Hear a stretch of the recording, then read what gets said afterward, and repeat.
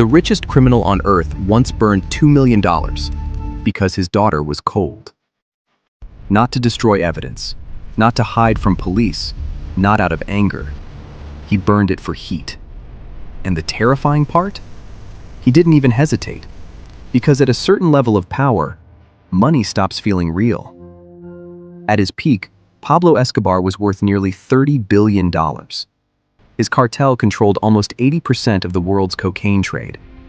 The money came in faster than they could count it. Rats chewed through it, moisture destroyed it, entire stacks rotted away inside warehouses. That's how disconnected from reality the numbers had become. He had private planes, submarines, safe houses.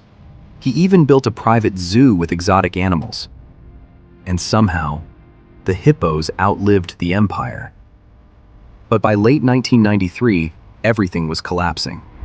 The Colombian government was hunting him, the DEA was closing in, and Los Pepes was tearing apart everyone connected to him. The most feared man in Colombia was now sleeping and hiding with his family, moving every night, living out of duffel bags. And the only thing he still truly had left was cash. December 1993. Somewhere deep in the Colombian Andes, the temperature crashed that night. Escobar, his wife, his son, and his daughter Manuela were hiding inside a small mountain refuge. No luxury, no guards, no empire, just silence and fear. His daughter was sick, feverish, and the cold was getting worse. There was almost nothing inside the shelter they could use for warmth. No wood, no supplies. Only the bags full of cash. Years later, his son described what happened next. His father quietly opened one of the emergency duffel bags, pulled out stacks of US dollars, and started feeding them into the fire. Bundle after bundle, million after million. Around $2 million, gone in flames. The man who built an empire on money treated it like newspaper, because in that moment, it was.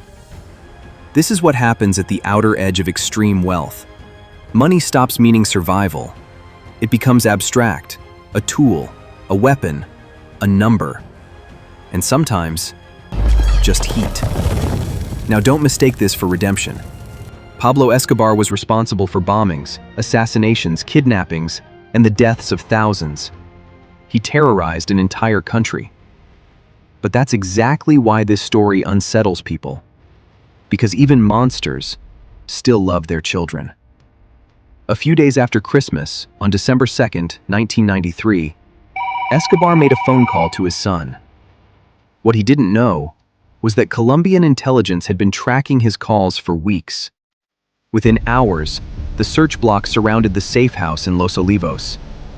Escobar tried to escape across the rooftops. No luxury, no bodyguards, no kingdom. Just a 44-year-old man, shoeless, running across rooftops in a t-shirt. Then the gunshots. And just like that, the empire was over.